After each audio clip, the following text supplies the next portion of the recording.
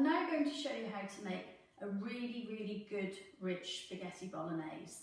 The true secret to this is to cook it over a long slow heat so that your sauce reduces and intensifies. Can you tell me what the word reduction means? That's right, it's when the water evaporates, leaving your sauce thicker. This way it will intensify your sauce. You could add lots of hidden vegetables in it to make it even more nutritious, such as grated carrot and grated celery. These vegetables will melt down into the sauce as you cook it over a long time. Finely dice one onion, mince some garlic. I have 2 garlic cloves here because I like my bolognese really garlicky. Finely dice some celery. You need to dice it really finely. You could grate the celery, but I find that it goes stringy.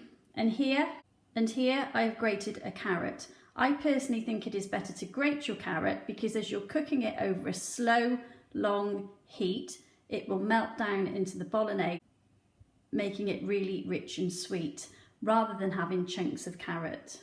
In a large pan, preheat a small amount of oil. If your beef is of a higher fat content, you wouldn't necessarily need to do this.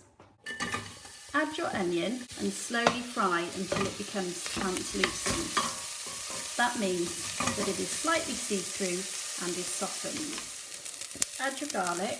You could also add a little bit of salt at this point because it will stop your onions from burning. Add your grated carrot and your celery. You could also add some other vegetables grated, such as courgette. When the vegetables have softened, add your mince. I have 500 grams of mince here. You could also double the carrot, onion and celery to increase more fibre. It's important to break the mince up as it browns so that you don't have a clumpy bolognese. Once your meat is browned off, if you want to make your bolognese extra special, you could add some red wine at this stage. Adult supervision required. Let the red wine evaporate off. You could also crumble in a stock cube at this point, but if you're low on stock cubes, then you could just omit one. Once the mince is all browned off, you can then add your tomatoes.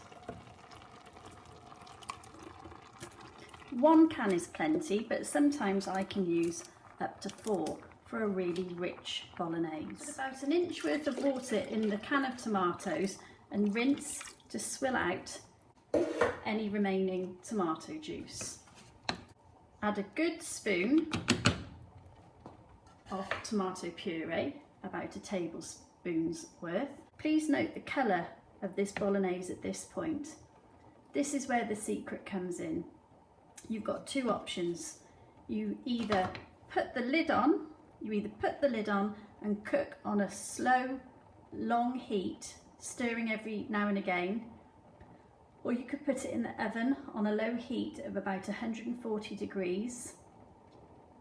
This is where all the natural sugars in your vegetables are going to break down and do their magic and make your sauce sweet and rich. So the bolognese has a bit of a watery, greyish tinge to it. I'm going to pop my lid on, pop it in the oven and return to it in a couple of hours. Here's my bolognese after 2 hours. As you can see, the colour is changing. It's looking thicker, richer and more uniform in colour. It's been in the oven on slow cooking mode at 140 degrees for 2 hours so far. I'm also going to just add some mushrooms at this stage and stir them in, and they'll just cook away in the sauce. I'm just going to season it a little bit and then put it back in the bolognese after another hour. So it has had 3 hours in the oven in total, and you can see it is looking really authentic now and the aroma is amazing. You can do this on the hob as well, but you need to keep stirring it to ensure it doesn't stick and dry out, and keep adding a little bit of liquid to loosen it.